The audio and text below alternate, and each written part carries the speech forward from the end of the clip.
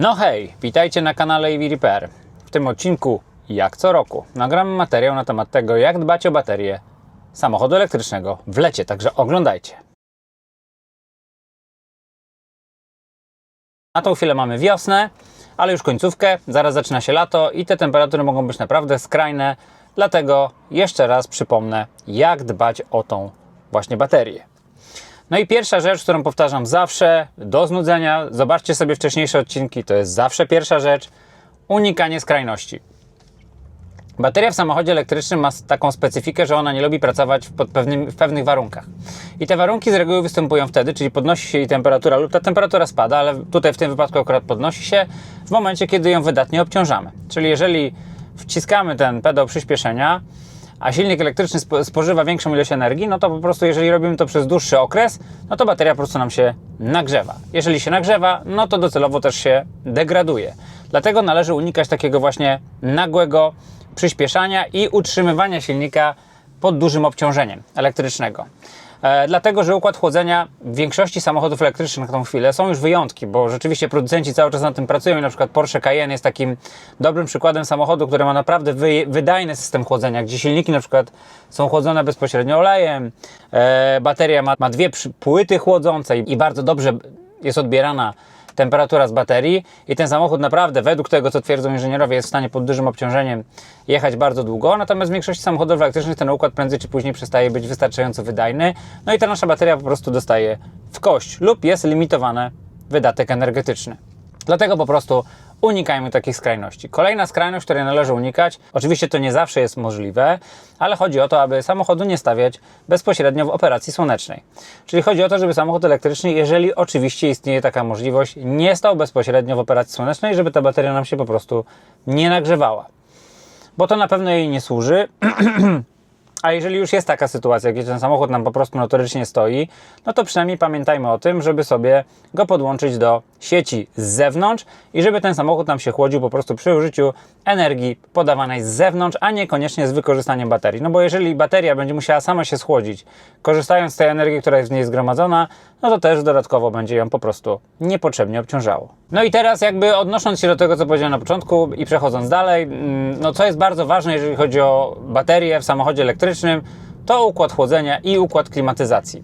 Więc tak jak wspomniałem wcześniej, bateria lubi pracować w pewnych zakresach temperatur, a niektórych temperatur po prostu już nie lubi, a w niektórych po prostu się bardzo silnie degraduje. I temu służy układ chłodzenia i klimatyzacji, żeby tą temperaturę odbierać, tak? Czyli w pierwszej kolejności ciecz chłodząca odbiera tą temperaturę z baterii, później ta ciecz chłodząca przekazuje tą temperaturę do układu klimatyzacji, a układ klimatyzacji wydaje do atmosfery, tak? Czyli mamy taki trójstopniowy system chłodzenia i każdy z tych elementów jest bardzo istotny i bardzo ważny, tak? Czyli musimy bardzo dbać o układ chłodzenia i musimy sprawdzać najlepiej każdorazowo po zimie, jaki jest stan układu chłodzenia i to też chyba pokazała nam bardzo dobrze Tesla Model Y i Tesla Model 3 z pompą ciepła, w których ze względu na zanieczyszczenia, które się dostawały do tego sandwicha, to znowu odsyłam Was do innych materiałów, powodowało mały przewiew albo zmniejszony przewiew chłodnicy, co z kolei powodowało nieprawidłową pracę układu klimatyzacji. Dlatego my zalecamy, aby na przykład tą chłodnicę właśnie raz na jakiś czas przeczyścić, a może i nawet najlepiej wymienić, bo ostatecznie po wszystkich przemyśleniach wyszło, że to nawet będzie tańsze niż czyszczenie. W układzie klimatyzacji należy też dbać o jakość płynu chłodzącego. Do tego służą specjalne urządzenia, takie jak glikometr, które sprawdzają nam jakość mieszanki, a dodatkowo są specjalne czujniki, które później Wam pokażę na przebitkach, które badają też przewodność, bo każdy płyn chłodniczy w samochodzie elektrycznym musi być dielektryczny, tak jak i olej do klimatyzacji. Co jest ważne, a takie absolutne minimum, jeżeli chodzi o układ chłodzenia, no to należy sprawdzić wszelkiego rodzaju przepływy. Na szczęście w takich samochodach jak Tesla, teraz już w większości samochodów elektrycznych się dzieje bardzo podobnie, można przy użyciu odpowiednich narzędzi diagnostycznych, w Tesli nawet z ekranu, sprawdzić pracę pomp, pracę zaworów, przepływ cieczy chłodzącej przez wszystkie systemy, co zapewni Wam jakiś tam spokój związany z tym, czy to będzie dobrze działało, czy nie. Tak czy siak, warto to sprawdzić. Przypominam taką funkcję jak Thermal Test. Znowu, ona już jest dostępna w coraz większej ilości samochodów, bo ta diagnostyka po prostu przez te wszystkie lata zaadoptowała się też do innych marek i wszyscy zaczynają korzystać z zaawansowanych komputerów, które są już wbudowane, mówię o komputerach diagnostycznych, które są już wbudowane po prostu w pojazd. Kolejnym aspektem, czyli następnym poziomem jakby oddawania temperatury jest układ klimatyzacji. Też warto na niego zwrócić uwagę, sprawdzić w jakiej jest kondycji, szczególnie, że on też będzie odpowiadał za komfort nasz w lecie, kiedy temperatury będą wysokie, a dodatkowo będzie obciążany tym, że będzie musiał odbierać temperaturę z układu chłodzenia, tak? Czyli ten układ chłodzenia będzie po prostu będzie pracował bardziej pod większym obciążeniem, tak jak i bateria, i układ klimatyzacji też będzie musiał ten płyn chłodniczy, od tego płynu chłodniczego tą temperaturę zabrać, tak? I oddać do atmosfery.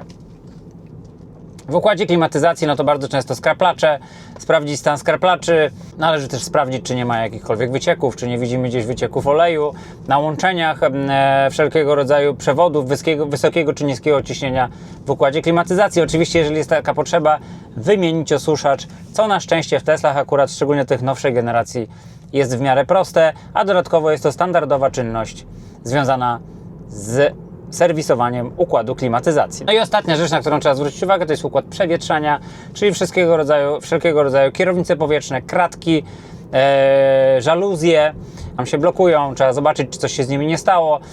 Blokowanie się żaluzji w wielu sytuacjach, jeżeli system wykryje, że żaluzje się blokują, ograniczy nam to na przykład ładowanie na superchargerach. Bardzo, bardzo mocno zwracam uwagę, szczególnie w starych Teslach, czyli w Teslach Model S od roku 12 do 20, gdzie ten system jest bardzo rozbudowany, mamy do czynienia z 2 skraplaczami, żeby to każdorazowo po zimie bardzo dokładnie przejrzeć i mieć 100% pewność, że wszystko działa. Bo te samochody są bardzo wrażliwe na uszkodzenia układu przewietrzania i bardzo wrażliwe na uszkodzenia układu klimatyzacji. Kolejna rzecz, która jest ważna i związana z dbaniem o baterię w tak wysokich temperaturach, to jest ładowanie samochodu. Trzeba dodać, i to znowu odnosi się troszeczkę do tego wszystkiego, co mówiłem o układzie chłodzenia, ale tak czy siak baterie po prostu nie lubią być ładowane na ładowarkach szybkich w tak wysokich temperaturach. Więc jeżeli nie musimy, jeżeli nie jedziemy w trasę, jeżeli nie ma takiej istotnej potrzeby, a możemy skorzystać z innego typu ładowania lub możemy to ładowanie DC spowolnić, to zdecydowanie będzie to zdrowsze dla naszej baterii. Taką najbardziej jakby z perspektywy lat i tego, co obserwujemy, najzdrowszą formą ładowania baterii jest ładowanie bezpośrednie DC z niską mocą.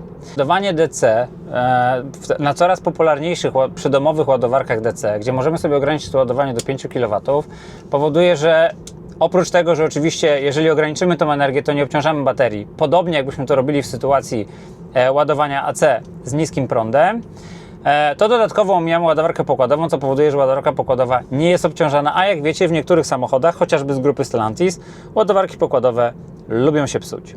Oczywiście ładowanie DC pod domem jest jeszcze bardzo mało spopularyzowane. W sytuacji, gdybyście nie mogli skorzystać z czegoś takiego, to po prostu ładujecie się ładowarką AC. Staracie się robić to raczej z niedużym prądem, tak żeby i nie obciążać ładowarki pokładowej, i jednocześnie nie obciążać baterii, także myślę, że 3-6 kW to jest absolutnie wystarczająca moc, szczególnie, że w większości samochodów naładujecie bardzo dużą ilość energii w okolicach 40-50 kW, przepraszam, 40-50 kWh w przeciągu nocy, co jest wystarczające na przejechanie w obecnych czasach 200-250 km, także więcej chyba nie trzeba. Oczywiście musimy też napomnieć o różnicach w chemii, czyli mamy baterie NMC, które są wciąż jeszcze bardzo popularne, zresztą w takich powiedzmy zastosowaniach performance, czyli samochodach, które potrzebują jeździć szybciej, mieć jakby większą zrywność, szybciej się ładować, baterie NMC wciąż znajdują zastosowanie. No i w tego typu bateriach pamiętajmy o tym, żeby ładować się do 80%, a tak naprawdę taką preferowanym zakresem ładowania samochodu, który ma baterię NMC, to jest 30-70% w codziennym użytkowaniu i doładowujemy go z niską mocą w miarę możliwości. Dodatkowo taki samochód, zresztą jak i samochód LFP, lubi być notorycznie podłączony, czyli jeżeli mamy taką sytuację, którą opisywałem na początku filmu, że samochód jest narażony na ciągłą operację słoneczną albo po prostu jest cały czas wpływem wydatnie wyższej temperatury, niech on będzie cały czas podłączony, żeby bateria mogła się schładzać przy użyciu energii dostarczanej z zewnątrz, a niekoniecznie z tej energii, która jest zgromadzona w baterii. Co zaś do LFP, w zasadzie wytyczne byłyby bardzo podobne, natomiast baterie LFP raz na jakiś czas trzeba ładować do 100%. Opisywałem to też na naszym materiale, do którego Was odsyłam, pewnie link będzie na dole, gdzie żeśmy porównywali te baterie. Baterie LFP po prostu mają niewielki zakres napięć od rozładowania do naładowania i po prostu BMS ma problem z rozpoznaniem tego, w jakim stadium bateria się obecnie znajduje, dlatego po prostu raz na jakiś czas trzeba dobić tą baterię do końca. Natomiast w codziennym użytkowaniu też należy unikać takiego częstego ładowania. Kolejna rzecz, która chyba dzięki temu, że pojawiło się bardzo dużo ładowarek DC i ona dotyczy tak naprawdę i LFP, i NMC, to jest taka, że jeżeli jedziemy w trasę, oczywiście, jeżeli nie mamy innego wyjścia, to bijemy do 100% tą baterię, bo po prostu najważniejsze jest, żeby jak najszybciej dojechać albo żeby dojechać z sukcesem. Przy obecnej saturacji rynku ładowarkami szybkimi tak naprawdę dochodzimy do takiego momentu, w którym warto nawet doładować się do 80% i jechać do następnej szybkiej ładowarki. Powiem Wam szczerze, to jest też super z tego względu, że te baterie, między innymi właśnie ze względu na to, że im one są bardziej naładowane, tym trudniej ten prąd przyjmują, tym bardziej one są obciążone, to po prostu BMS pozwala nam tą baterię naładować dużo szybciej do tych 80% i możemy sobie skakać dużo szybciej od ładowarki do ładowarki, a przy obecnych coraz lepszych wydajnościach samochodów elektrycznych i coraz większych bateriach tak naprawdę te 20 do 80% wystarczy nam, żeby zrobić czasami 300 czy 350 km, więc nie ma sensu dobijać się do 100%. W ostatnim materiale, który nakręcaliśmy na temat szybkiego ładowania i ładowania w trasie, mówiłem też o przygotowywaniu baterii do szybkiego ładowania. W tej chwili w zasadzie, abstrahując oczywiście od starszych samochodów, ale ci użytkownicy już mają pewnie pojęcie na ten temat, większość samochodów ma taką funkcję wbudowaną, więc w większości przypadków samochód nam się przygotuje do szybkiego ładowania, natomiast te samochody, które tej funkcji nie mają, no to spróbujcie sobie sami takie przygotowanie, czyli ten preconditioning wywołać, tak żeby bateria była odpowiednio przygotowana i żebyście nie musieli tej baterii narażać na niepotrzebne obciążenie związane z podgrzewaniem baterii i tak dalej. Także to jest też ważna funkcja, o której należy pamiętać w momencie, kiedy chcemy o tą baterię zadbać lub po prostu chcemy się szybciej naładować. Każdorazowo po zimie, mówię tutaj szczególnie do użytkowników starszych samochodów i oczywiście przede wszystkim mówię o starszych Teslach Model S i X, ale ogólnie w samochodach warto jest przejrzeć wszelkiego rodzaju systemy przewietrzania. Starsze Tesla Model S i X, o tym mówiłem też wielokrotnie na materiałach, one mają ten system takich grzybków silikonowych, które służą do przewietrzenia baterii, one są dosyć niefortunnie umieszczone. No i po zimie ze względu na, nie wiem, piach zmieszany ze śniegiem, tam po prostu, który się dostaje do tych grzybków, on powoduje, że one się odginają i do baterii dostaje nam się wilgoć. Znajdziecie w serwis manualach, czy w jakiejś tam dokumentacji internetowej, gdzie się znajdują systemy przewietrzania konkretnych baterii w konkretnym samochodzie. A jeżeli oczywiście Wam się nie chce tego robić samemu, no to serdecznie zapraszam do EV Repair na przegląd, który moim zdaniem w samochodzie elektrycznym warto raz do roku wykonać i właśnie warto go dokonać na przełomie sezonów. Jedna rzecz, na którą chciałem zwrócić uwagę, to to, że bateria samochodu elektrycznego jest wrażliwa na wszelkiego rodzaju udary i trzeba tą baterię sprawdzać też pod względem tego, czy nie jest gdzieś powyginana, czy nie jest uderzona. Przypominam na przykład, że w wszelkiego rodzaju Volkswagenach płyta chłodnicza znajduje się tuż pod baterią, także nawet niewielkie uszkodzenia mogą doprowadzić do wycieku płynu chłodniczego. Jeżeli widzicie, a szczególnie w taką pogodę jak teraz mamy, albo będziemy mieli niebawem, jeżeli zobaczycie wyciek płynu chłodniczego, to reakcja musi być natychmiastowa. Dodatkowo samochody elektryczne są dużo bardziej wrażliwe na to, w jaki sposób się je podnosi, także po to są też wyznaczone miejsca. Przy każdym teście podnośnikowym, gdy podnosimy samochód, pokazujemy Wam, że te samochody mają specjalne miejsca do tego. W Tesli przypominam oczywiście o stosowaniu padów podnośnikowych. Te pady podnośnikowe zapewnią Wam to, że na 100% traficie tam, gdzie trzeba i nie uszkodzicie baterii. Podkreślam też, i to mówiłem na samym początku, że Tesla Model S i X akurat mają tak niefortunnie te grzybki wentylacyjne, jakby odpowietrzające umiejscowione, że niepoprawne podnoszenie może spowodować, że zostaną one dogięte i będzie Wam się dostawała wilgoć po prostu do baterii. Wydaje mi się, że powiedziałem już chyba wszystko, co wiem na temat baterii i dbania o nie w okresie letnim. Przy okazji oczywiście po każdym sezonie zimowym zapraszam Was do sieci EV Repair, abyście dokonali przeglądu swojego samochodu elektrycznego, w szczególności pod kątem układu chłodzenia i klimatyzacji.